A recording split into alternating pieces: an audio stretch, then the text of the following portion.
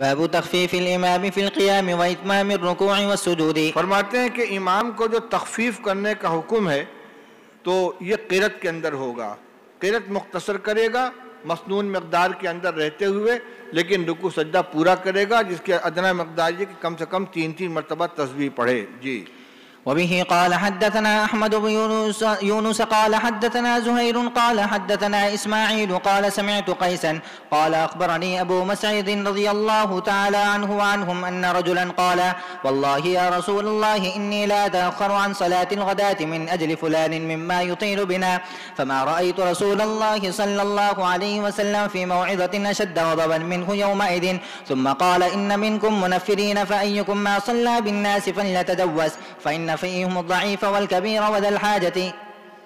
ابو مسعود رضی اللہ عنہ فرمایا کہ ایک شخص نے کہا خدا کی قسم یا رسول اللہ میں پیچھے رہ جاتا ہوں فجر کی نماز سے فلاں آدمی کی بنا پر بسبب اس کے کہ وہ لمبی نماز پڑھاتے ہیں ہم کو، تو میں نے رسول اللہ صلی اللہ علیہ وسلم کو کوئی نصیحت کرتے ہوئے اس دن سے زیادہ غصے میں نہیں دیکھا۔ آپ نے فرمایا کہ تم میں سے کچھ لوگ متنفر کرنے والے ہیں، جو بھی تمہیں نماز پڑھائے لوگوں کو تو اس کو چاہیے کہ وہ مختصر نماز پڑھائے، کیونکہ ان میں کمزور بھی ہوتے ہیں، بوڑھے بھی ہوتے ہیں، ضرورت مند بھی ہوتے ہیں۔ یہ واقعہ الگ، وہ واقعہ عشاء کی نماز کا تھا، یہ فجر کی نماز کا واقعہ ہے۔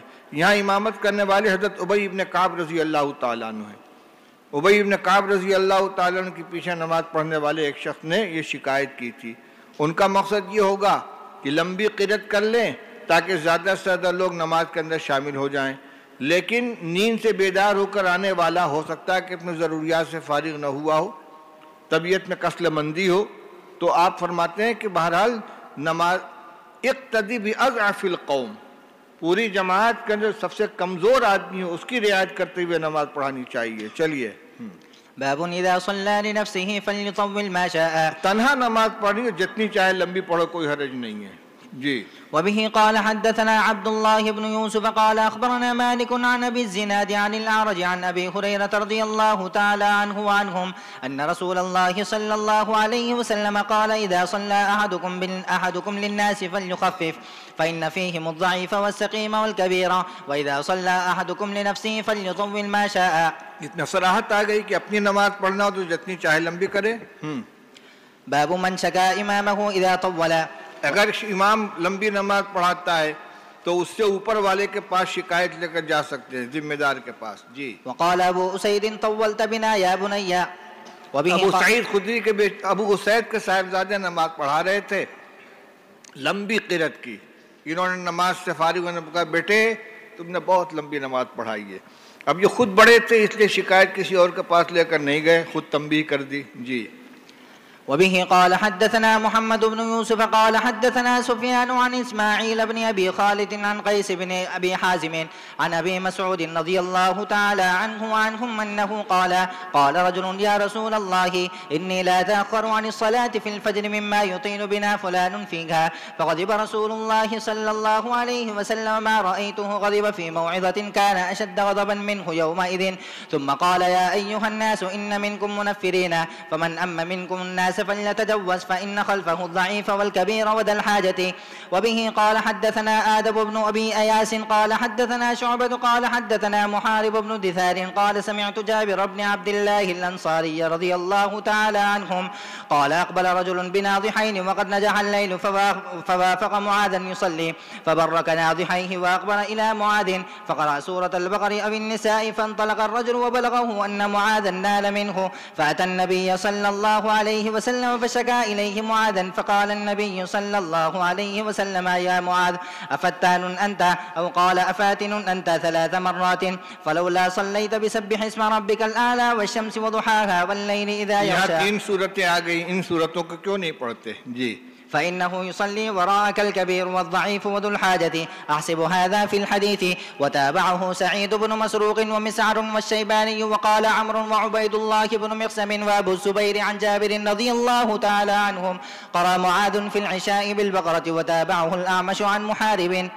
جی باب الإجاز في الصلاة وإكمالها۔ دیکھیے تخفیف کا یہ مطلب نہیں ہے کہ ناقص کر دی جائے، قرأت کے اندر اختصار کیا جائے گا لیکن ارکان کو تام ادا کیا جائے گا، رکوع سجدہ پورا کیا جائے گا، قومہ بھی ہوگا، جلسہ بھی ہوگا، رکوع بھی ہوگا، سجدہ بھی ہوگا، یعنی ایک طرف ایجاز ہے، دوسری طرف اتمام ہے، دونوں کی رعایت کرنی ہے. چلیے. وبه قال حدثنا ابو معمر قال حدثنا عبد الوارث قال حدثنا عبد العزيز عن انس بن مالك رضي الله تعالى عنه وعنهم انه قال كان النبي صلى الله عليه وسلم يوجز الصلاة ويكملها. آپ ایجاز بھی کرتے تھے، تکمیل بھی کرتے تھے. باب من اخف الصلاة عند بكاء الصبي. جس نے نماز ہلکی کر دی بچے کے رونے کے وقت. کیا مطلب ہے؟ آپ فرماتے ہیں خود رسول اللہ صلی اللہ علیہ وسلم کہ میں نماز شروع کرتا ہوں، کوئی لمبی سورت پڑھنے کا ارادہ ہوتا ہے، اتنے میں پیچھے سے کسی بچے کے رونے کی آواز آتی ہے تو مجھے خیال ہوتا ہے کہ بچے کی ماں نماز کے اندر ہوگی، وہ پریشان ہوگی، تو میں قرأت مختصر کر دیتا ہوں. اس ترجمۃ الباب کا مقصد کیا ہے؟ زین ابن منیر جو بخاری کے شارح ہیں وہ فرماتے ہیں کہ اس کا مقصد یہ ہے کہ ابھی تک جو تخفیف تھی وہ تو نماز کے اندر جو شامل ہے ان کی رعایت میں تھی، یہ نماز سے خارج کی رعایت کے اندر بھی تخفیف کی جا رہی ہے، اور یہی بات حافظ ابن حجر رحمۃ اللہ نے لکھی ہے.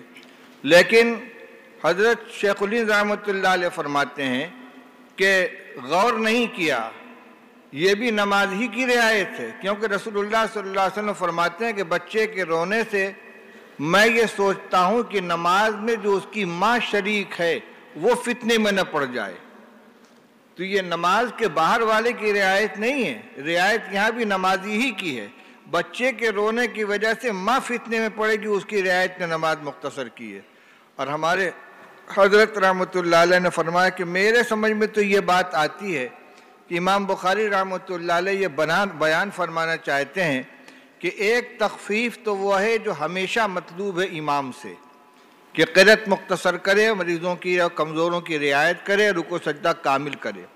لیکن اگر کسی عارض کی وجہ سے وقتی طور پر مزید تخفیف کی ضرورت پیش آ جائے تو اس کی بھی اجازت ہے.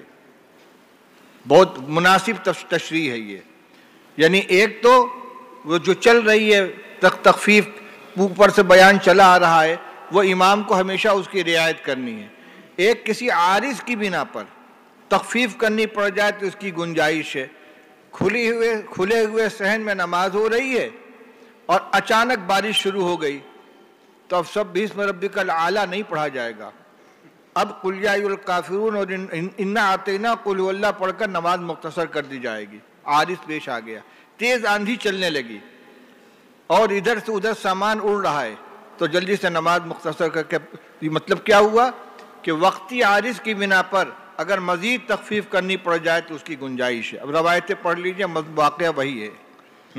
وبه قال حدثنا إبراهيم بن موسى قال حدثنا الوليد بن مسلم قال حدثنا الأوزاعي عن يحيى بن أبي كثير عن عبد الله بن أبي قتادة عن أبيه أبي قتادة رضي الله تعالى عنه وعنهم عن النبي صلى الله عليه وسلم قال إني لا أقوم في الصلاة أريد أن أطول فيها فأسمع بكاء الصبي فأتجوز في صلاتي كراهية أن أشق على أمه. تابعه بشر بن بكر وبقية وابن المبارك عن الأوزاعي. وبه قال حدثنا خالد بن مخلد قال حدثنا سليمان بن بلال قال حدثنا شريك بن عبد الله قال سمعت أنس بن مالك رضي الله تعالى عنه وعنهم أنه يقول ما صليت وراء إمام قط أخف صلاة ولا أتم من النبي صلى الله عليه وسلم وإن كان لا يسمع بكاء الصبي فيخفف مخافة أن تفتن أمه. وبه قال حدثنا علي بن عبد الله قال حدثنا يزيد بن سريع قال حدثنا سعيد قال حدثنا قتادة أن أنس بن مالك رضي الله تعالى عنه وعنهم حدثه أن نبي الله صلى الله عليه وسلم قال إني لا أدخل في الصلاة وأنا أريد إطالتها فأسمع بكاء الصبي فأتجوز في صلاتي مما أعلم من شدة وجد أمه من بكائه. وبه قال حدثنا محمد بن بشار قال حدثنا ابن أبي عدي عن سعيد عن قتادة عن أنس بن مالك رضي الله تعالى عنه وعنهم عن النبي صلى الله عليه وسلم قال إني لا أدخل في الصلاة فأريد إطالتها فأسمع بكاء الصبي فأتجوز مما أعلم من شدة وجد أمه من بكائه. غم و پریشانی. جی. وقال موسى حدثنا أبان قال حدثنا قتادة قال حدثنا أنس عن النبي صلى الله عليه وسلم مثله.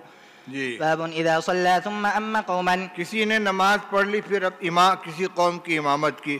اصل میں اقتداء المفترض خلف المتنفل کا مسئلہ یہاں آنا چاہیے تھا، وہ ضمناً پہلے آ گیا. وہ پوری تقریر یہاں دہرا لیجئے. چلیے. وبه قال حدثنا سليمان بن حرب وابو النعمان قال حدثنا حماد بن زيد عن أيوب عن عمرو بن دينار عن جابر رضي الله تعالى عنه وعنهم أنه قال كان معاذ يصلي مع النبي صلى الله عليه وسلم ثم يأتي قومه فيصلي بهم. باب من اسمع الناس تکبیر الامام. اگر کوئی مقتدی زور سے تکبیر کہے جبکہ امام کی آواز پست ہو اور مقصد یہ ہو کہ تکبیر پیچھے والوں تک پہنچ جائے تو اس کی گنجائش جیسے مکبر ہوتا ہے. رسول اللہ صلی اللہ علیہ وسلم کی آخری امامت کے اندر صدیق اکبر رضی اللہ عنہ نے یہی کام کیا ہے. جی. وبه قال حدثنا مسدد قال حدثنا عبد الله بن داود قال حدثنا الأعمش عن إبراهيم عن الأسود عن عائشة رضي الله تعالى عنها وعنهم أنها قالت لما مرض النبي صلى الله عليه وسلم مرضه الذي مات فيه أتاه بلال يؤذنه بالصلاة قال مروا أبا بكر فليصلي بالناس. قلت إن أبا بكر رجل أسيف إن يقم مقامك يبكي فلا يقدر على القراءة فقال مروا أبا بكر فليصلي. فقلت مثله فقال في الثالثة أو في الرابعة إن كن صواحب يوسف مروا أبا بكر فليصلي. فصلى وخرج النبي صلى الله عليه وسلم يهادى بين رجلين كأني أنظر إليه يخط برجليه الأرض. فلما رآه أبو بكر ذهب يتأخر فأشار إليه أن صل فتأخر أبو بكر وقعد النبي صلى الله عليه وسلم إلى جنبه وأبو بكر يسمع الناس التكبير تابعه محاضر عن الأعمش. وأبو بكر يسمع الناس التكبير، اس کا مطلب یہ کہ یہ امامت نہیں کر رہے تھے بلکہ حضور کی تکبیر کو پیچھے منتقل کر رہے تھے. جی. باب الرجل يأتم بالإمام ويأتم الناس بالماموم. کوئی شخص امام کی اقتدا کرے اور باقی لوگ اس مقتدی کی اقتدا کریں. یہ عامر شعبی کا مسلک یہ ہے کہ ہر اگلی صف پچھلی صف کے لیے امام کے حکم میں ہے. پہلی صف تو امام کی اقتدا کر رہی ہے اور دوسری صف اس کا کام یہ کہ اگلی صف والوں کے ساتھ ساتھ چلے. اب مثال کے طور پر لمبی نماز ہو رہی ہے، امام صاحب نے کہا سمع اللہ لمن حمیدہ، کھڑے ہو گئے. پہلی صف کے لوگ اس کے بعد کھڑے ہوئے سمیع اللہ لمن حمیدہ سن کر. ان کے سر اٹھانے سے پہلے پیچھے کسی نے آ کر اللہ اکبر کہہ کر رکوع میں سر جھکا دیا.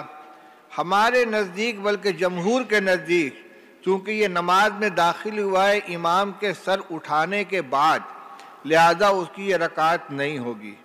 لیکن عامر شعبی یہ کہتے ہیں کہ اس کے آگے والی جو صف تھی اس میں لوگ ابھی رکوع میں تھے، لہذا اقتدا میں آ گیا. تو یہ سلسلہ چلا جائے گا پیچھے تک، امام سجدے میں پہنچ جائے گا اور یہ آہستہ آہستہ پیچھے والے اٹھتے رہیں گے.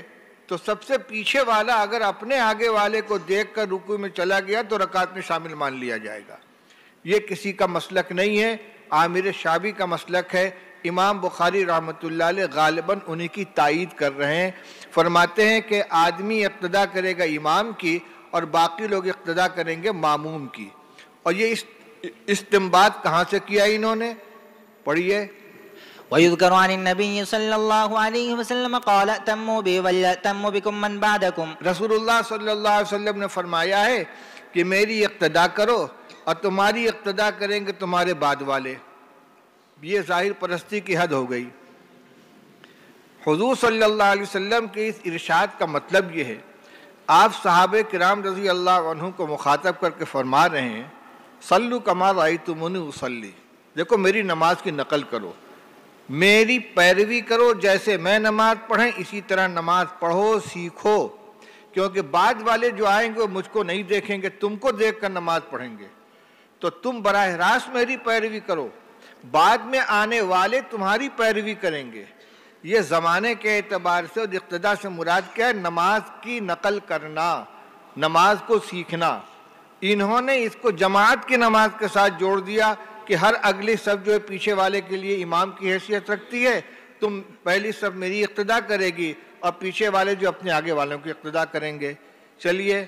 وبه قال حدثنا قتيبة بن سعيد قال حدثنا أبو معاوية عن الأعمش عن إبراهيم عن الأسود عن عائشة رضي الله تعالى عنها وعنهم أنها قالت لما ثقل النبي صلى الله عليه وسلم جاء بلال يؤذنه بالصلاة فقال مروا أبا بكر أن يصلي بالناس فقلت يا رسول الله إن أبا بكر رجل أسيف وإنه متى ما يقوم مقامك لا يسمع الناس فلو أمرت عمر فقال مروا أبا بكر أن يصلي بالناس فقلت لحفصة قولي له إن أبا بكر رجل أسيف وإنه متى ما يقوم مقامك لا يسمع الناس فلو أمرت عمر فقال إن كنا لأنتن صواحب يوسف مروا أبا بكر أن يصلي بالناس فلما دخل في الصلاة وجد رسول الله صلى الله عليه وسلم في نفسه خفة فقام يهادى بين الرجلين ورجلاه يخطان في الأرض حتى دخل المسجد فلما سمع أبو بكر حسه ذهب أبو بكر يتأخر فأومى إليه رسول الله صلى الله عليه وسلم فجاء النبي صلى الله عليه وسلم حتى جلس عن يسار أبي بكر فكان أبو بكر يصلي قائما وكان رسول الله صلى الله عليه وسلم يصلي قاعدا يقتدي أبو بكر بصلاة رسول الله صلى الله عليه وسلم والناس مقتدون بصلاة أبي بكر. یہاں والناس مقتدون بصلاة ابی بکر جو آیا ہے اس کا معنی خود امام بخاری رحمۃ اللہ علیہ پیچھے بیان کر چکے ہیں.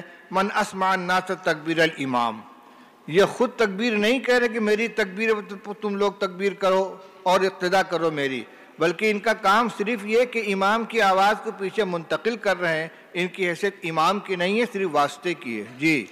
باب هل يأخذ الإمام إذا شك بقول الناس، کیا امام کے لیے گنجائش ہے کہ جب اس کو کسی چیز کے بارے میں شک پیدا ہو جائے تو لوگوں کے قول کو اختیار کر لے؟ مثلا یہی کہ نماز کے بعد کسی نے کہا آپ نے پہلی رکعت میں ایک ہی سجدہ کیا تھا.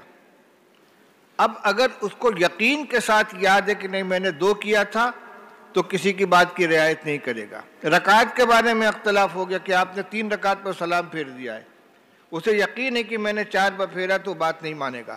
لیکن اگر شک ہے اپنی بات کا، یعنی گمان غالب بھی نہیں ہے، برابر کا درجہ ہے، دونوں ہو سکتا ہے، یہ بھی ہو سکتا ہے وہ بھی، تو ایسی صورت میں مقتدیوں کے قول کو اختیار کر سکتا ہے. رسول اللہ صلی اللہ علیہ وسلم کا یہ عمل ثابت ہے. ذوالیدین کے کہنے پر رسول اللہ صلی اللہ علیہ وسلم نے لوگوں سے تصدیق چاہیے اور اس کے بعد نماز پوری کی ہے.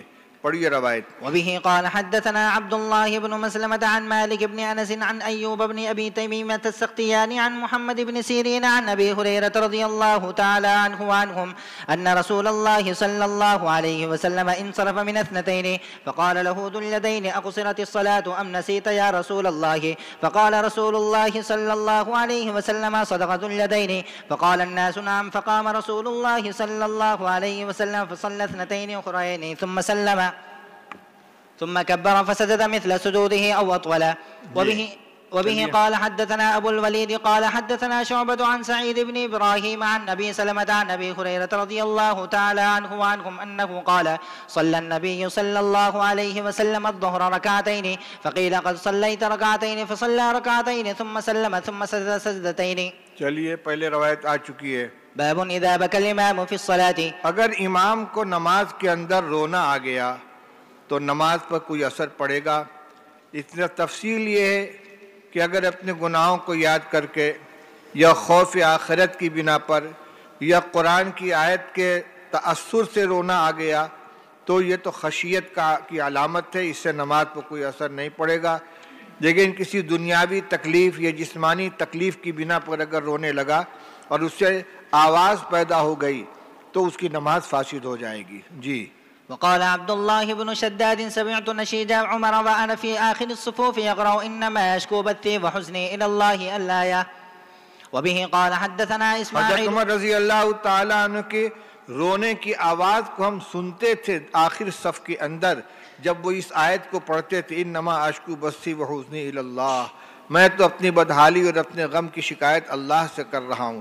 نشیج کہتے ہیں جب روتے ہوئے آواز گھٹتی ہے اندر اس طریقے سے تو اس کو نشید کہا جاتا ہے، یعنی آواز نکل رہی ہے، آدمی اس کو روکنے کی کوشش کر رہا ہے، اس وقت جو آواز پیدا ہوتی ہے اس کو نشید کہا جاتا ہے. چلیے.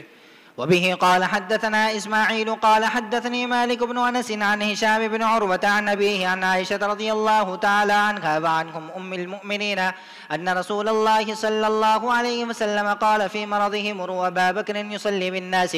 قالت عائشة قلت له إن أبا بكر إذا قام في مقامك لم يسمع الناس من البكاء فمر عمر يصلي بالناس. فقال مروا أبا بكر فليصلي بالناس. فقالت عائشة فقلت لحفصة قولي له إن أبا بكر إذا قام في مقامك لم يسمع الناس من البكاء فمر عمر فليصلي للناس.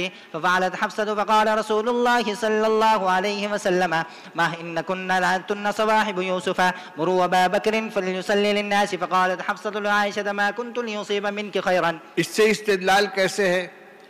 جب حضرت عائشہ اور حضرت حفصہ دونوں نے کہا یا رسول اللہ ابو بکر عمر سے کہیے وہ نماز پڑھا دیں. ابو بکر جب کھڑے ہوں گے تو وہ اپنی رونے کو ضبط نہیں کر پائیں گے، رونے لگیں گے.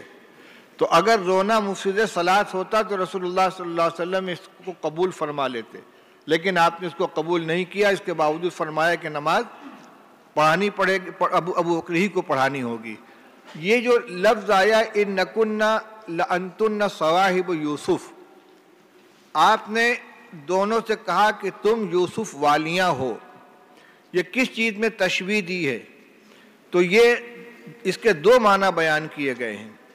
ایک تو یہ کہ جس طرح زلیخا کی ساتھیوں نے، عورتوں نے یوسف علیہ السلام کے اوپر دباؤ بنانا چاہا تھا کہ جو کہہ رہی ہیں تمہاری مالکین اس کو مان جاؤ، میری مرضی کے خلاف تم لوگ میرے اوپر دباؤ بنا رہی ہو. ایک تو یہ ہے. ایک معنی اور بیان کیا گیا ہے. زلیخا نے جب مصر کی عورتوں کو دعوت دی تھی تو بظاہر تو اس نے دعوت دی تھی کھانے کے لیے، لیکن حقیقت کیا تھی؟ اس کا مقصد یہ تھا کہ یوسف کے عشق میں جو میں مبتلا ہوں اور یہ مصر کی عورتیں مجھے لعنت ملامت کر رہی ہیں، تو ذرا یوسف کا جلوہ دکھا دوں ان کو کہ این نست کے خو کر دو دل بردہ بسیرا بسم اللہ اگر تاب نظر ہست کسیرا. ذرا اپنے آنکھ سے دیدار کر کے بتاؤ کہ میں کیسے نہ بے قابو ہو جاؤں. تو دل میں کچھ تھا اور زبان پہ کچھ تھا. یہی حال ان عورتوں کا تھا. وہ چاہتے کسی بہانے ہمیں بھی زیارت نصیب ہو جائے، تو انہوں نے لعنت ملامت شروع کر دی زلیخا کو کہ وہ دفع الزام کے لیے بلائے گی ہم کو، دکھلائے گی. تو زبان پہ کچھ ہے، دل میں کچھ ہے. وہی بات یہاں تھی. حضرت عائشہ رضی اللہ تعالیٰ کے دل میں کیا بات تھی کہ اگر ابو بکر رضی اللہ عنہ نماز پڑھائیں گے اور پھر لوگ حضور کے دیدار سے محروم ہو جائیں گے، یتشاءم الناس بأبی بکرن، تو لوگ اس کو ابو بکر کی بے برکتی سمجھیں گے، نحوست سمجھیں گے. یہ الزام ان کے اوپر نہ آنے پائے. اور حفصہ رضی اللہ عنہ بہانہ تو یہ بنا رہی تھی کہ وہ رونے لگیں گی. ان کے دل میں یہ تھا کہ ابا جان کو امامت مل جائے. تو تم لوگ یوسف والیوں کی طرح سے دل میں کچھ رکھ رہی ہو، زبان پہ کچھ ہے. یہ دو معنی بیان کیے شارحین نے انکن لانتن صواحب یوسف کے. چلیے باب تسویة الصفوف عند الإقامة وبعدها. وبه قال حدثنا أبو الوليد هشام بن عبد الملك قال حدثنا شعبة قال حدثني عمرو بن مرة قال سمعت سالم بن أبي الجعد قال سمعت النعمان بن بشير رضي الله تعالى عنه وعنكم أنه يقول قال النبي صلى الله عليه وسلم لتصون صفوفكم أو ليخالفن الله بين وجوهكم. وبه قال حدثنا أبو معر قال حدثنا اللہ بین وجوہکم، صفوں کو درست کرو ورنہ اللہ تعالیٰ تمہارے چہروں کو پھیر دیں گے. اس کے دو معنی بیان کیے گئے ہیں. ایک تو کہ خدا نخواستہ مسخ نہ کر دیے جاؤ کہ اگلا حصہ پچھلے حصے کی طرح ہو جائے، پچھلا حصہ اگلے حصے کی طرح ہو جائے. اور ویسے وجوہ کی مخالفت قلب میں نفرت پیدا ہونے سے ہوتی ہے. جن دو آدمیوں کے درمیان محبت ہو، جب سامنا ہوگا دونوں ایک دوسرے کی طرف دیکھیں گے، سلام کریں گے. اور جن کے دلوں میں آپس میں کدورت ہو، وہ سامنا ہوگا تو یہ اپنا چہرہ ادھر پھیر لے گا، وہ اپنا چہرہ ادھر پھیر لے گا، دونوں کا چہرہ مخالف سمت میں چلا جائے گا. تو مخالفت وجوہ اختلاف قلب کی علامت ہے. تو لَيُخَالِفَنَّ اللَّهُ بَيْنَ وُجُوهِكُمْ کا معنی کیا ہے؟ اگر صفوں کو درست نہیں کرو گے تو تمہارے دلوں کے درمیان آپس میں اختلاف پیدا ہو جائے گا۔ یہاں سے امام بخاری رحمۃ اللہ علیہ نماز کے آداب میں سے تسویۃ الصفوف کو بیان کرنا شروع فرما رہے ہیں۔ جی وبه قال حدثنا أبو معمر قال حدثنا عبد الوارث عن عبد العزيز بن صهيب عن أنس رضي الله تعالى عنه وعنهم أن النبي صلى الله عليه وسلم قال أقيموا الصفوف فإني أراكم خلف ظهري۔ جی باب إقبال الإمام على الناس عند تسوية الصفوف۔ امام کو چاہیے کہ صفوں کو درستگی کے وقت خود بھی متوجہ ہو کر دیکھے اور جہاں کمی پائے اس کی اصلاح کرے۔ جی وبه قال حدثنا أحمد بن أبي رجاء قال حدثنا معاوية بن عمرو قال حدثنا زائدة بن قدامة قال حدثنا حميد الطويل قال حدثنا أنس بن مالك رضي الله تعالى عنه وعنهم أنه قال أقيمت الصلاة فأقبل علينا رسول الله صلى الله عليه وسلم بوجهه فقال أقيموا صفوفكم وتراصوا فإني أراكم من وراء ظهري۔ باب الصف الأول۔ صف اول کی فضیلت کا بیان۔ وبه قال حدثنا أبو عاصم عن مالك عن سمي عن أبي صالح عن أبي هريرة رضي الله تعالى عنه وعنهم أنه قال قال النبي صلى الله عليه وسلم الشهداء والغرق والمبطون والمطعون شہداء کون ہیں؟ ڈوب کر مرنے والا۔ جی الغرق والمبطون والمطعون مطعون پیٹ کی بیماری میں، مطعون طاعون کی بیماری میں۔ جی والہدیم والہدم ہدم کون؟ جس کے اوپر دیوار گر جائے، چھت گر جائے، اس میں دب کر مر جائے۔ یہ سب حکماً شہید ہیں، اور حقیقی شہید جو فی سبیل اللہ مقتول ہو۔ جی وقال لو يعلمون ما في التهجير لاستبقوا إليه ولو يعلمون ما في العتمة والصبح لاتوهما ولو حبوا ولو يعلمون ما في الصف المقدم لاستهموا۔ جی باب إقامة الصف من تمام الصلاة۔ ہاں، نماز جو اقیم الصلاۃ کا حکم ہے، نماز پوری ادا کرو۔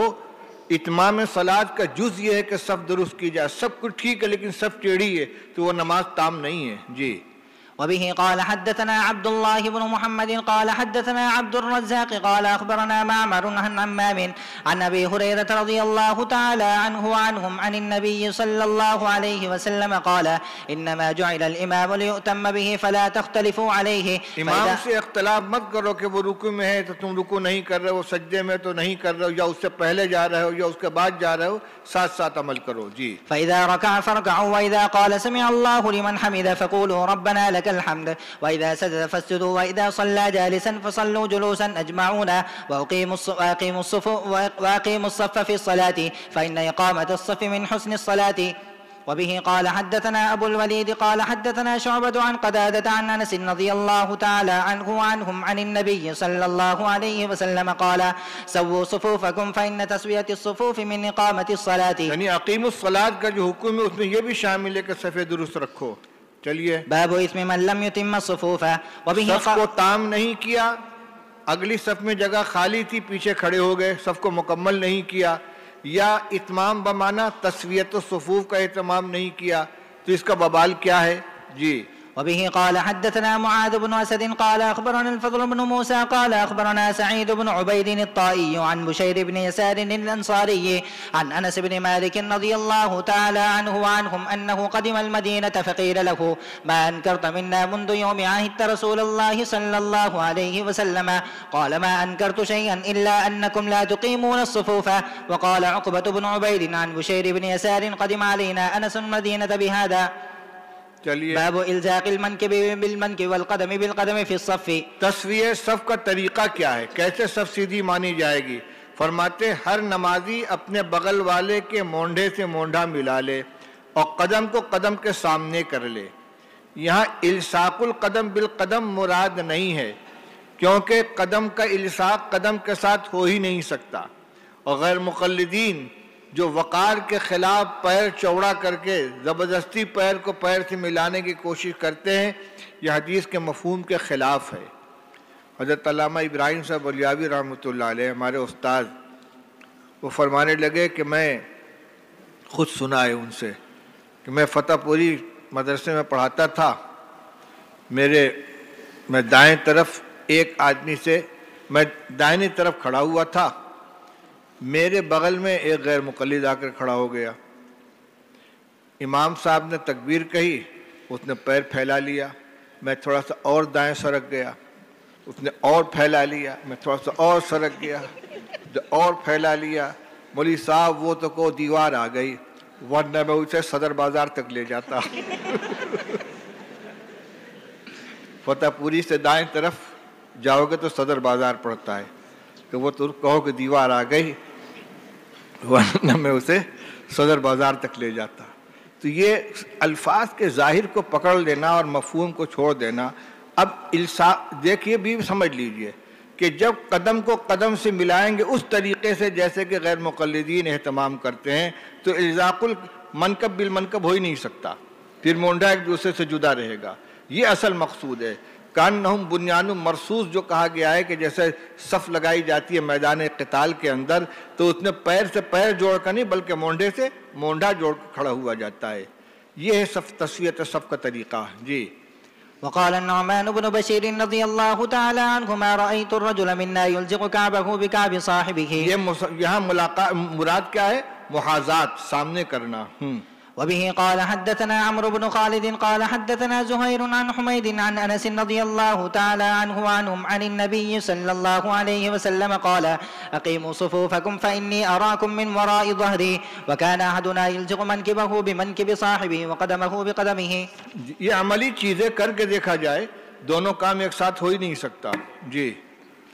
باب إذا قام الرجل عن يسار الإمام وحوله الإمام خلفه إلى يمينه تمت صلاته. یہ پیچھے یہ باب آ چکا ہے, لیکن وہاں احکام صلاۃ کے ذکر میں ذہن میں ذکر کیا تھا. یہاں صف کی درستگی کے ذیل میں اس کو ذکر کر رہے ہیں کہ صف لگانے کا طریقہ یہ ہے کہ اگر دو آدمی ہو تو امام بائیں کھڑا ہو, مقتدی دائیں کھڑا ہو. اگر غلطی سے مقتدی بائیں کھڑا ہو گیا تو امام کو چاہیے کہ اس کو کھینچ کر دائیں طرف کر لے. جی. وبه قال حدثنا قتيبة بن سعيد قال حدثنا داود عن عمرو بن ديران عن كريب مولى بن عباس عن ابن عباس رضي الله تعالى عنهما وعنهم أنه قال صليت مع النبي صلى الله عليه وسلم ذات ليلة فقمت عن يساره فأخذ رسول الله صلى الله عليه وسلم برأسي من ورائي فجعلني عن يمينه فصلى وركض فجاءه المؤذن فقام يصلي ولم يتوضأ. باب المرأة وحدها تكون صفا. عورت اگر اکیلی بھی ہو تو وہ تنہا پیچھے کھڑی ہوگی, مرد کے بغل میں کھڑی نہیں ہوگی. حضرت انس رضی اللہ عنہ کی نانی جو تھیں وہ اکیلی پیچھے کھڑی ہوئی ہیں, اور حضور صلی اللہ علیہ وسلم کے پیچھے حضرت انس اور یتیم کھڑے ہوئے ہیں. جی. وبه قال حدثنا عبد الله بن محمد قال حدثنا سفيان عن إسحاق عن أنس بن مالك رضي الله تعالى عنه وعنهم أنه قال صليت أنا ويتيم في بيتنا خلف النبي صلى الله عليه وسلم وأمي خلفنا أم سليم. بس کر بھیا. السلام علیکم.